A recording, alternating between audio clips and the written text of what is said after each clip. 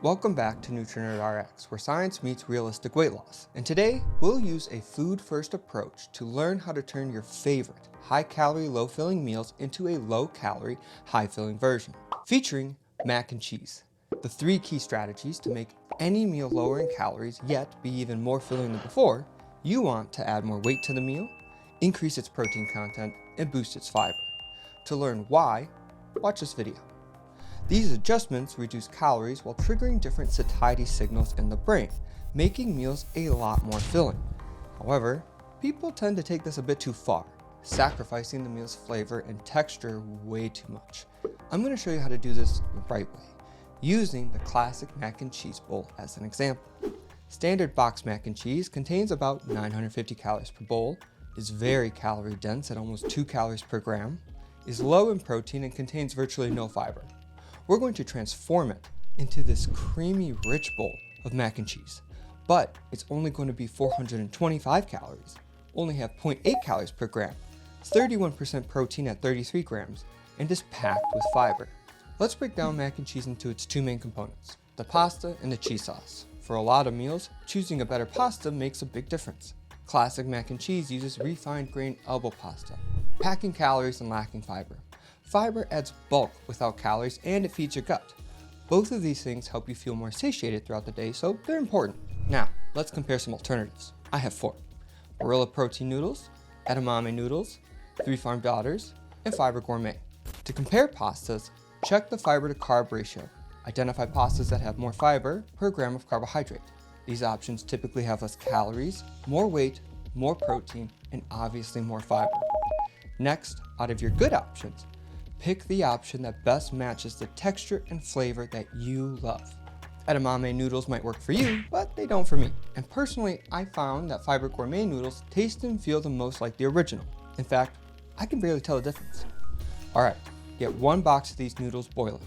Now, with the noodles cooking, let's move on to the heart of mac and cheese, the sauce.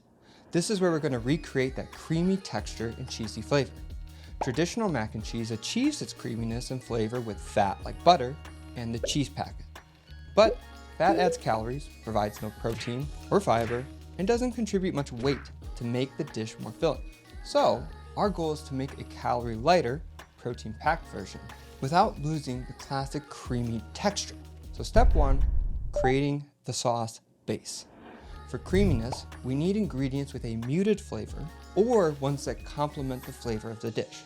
Great options include plain non-fat Greek yogurt, cottage cheese, or yogurt butter. Personally, for this dish, I find Greek yogurt and cottage cheese interchangeable. But if you have a preference, you're going to add 1/2 cup of your preferred choice to a blender. Next, we add 1 cup of Fairlife fat-free ultra-filtered milk. Fat-free Fairlife milk is an excellent substitute for regular milk because it contains less calories and provides a lot more protein. So, these 2 components give us a lot of protein, a watery consistency, but muted flavor. So you might be confused as to why it's so watery, but don't worry, it's supposed to be, and you're going to find out why in a second. Step 2 is to add the cheesy flavor. Now, for the signature cheese flavor, we could melt traditional cheese, but cheese is calorie dense and doesn't quite replicate that nostalgic mac and cheese taste. Instead, I found and use Big Daddy Mac Mix, a powdered cheese that nails the classic flavor I grew up with. You can get it off of Amazon, and 1 single container is going to be good for 27 bowls of this mac and cheese. Don't worry, the hit that this cheese has on the overall nutritional quality of the dish is very small, because we only need 4 tablespoons for the entire batch. That's because we enhance the overall cheesiness of the dish with nutritional yeast. Think of flavor like color. The Big Daddy Mac Mix gives you the shade, while nutritional yeast adds some saturation. It's also a nutritional powerhouse, bringing protein, fiber, and essential vitamins and minerals. Finally, we're going to use additional seasonings to fine-tune the shade of flavor that we want. Look up spice combinations that mirror favorite flavors and use them. I found that people replicating mac and cheese use a combination of onion powder, garlic powder, salt, pepper, and paprika. I'm not a flavor genius. I use resources that are available to me, like you are right now.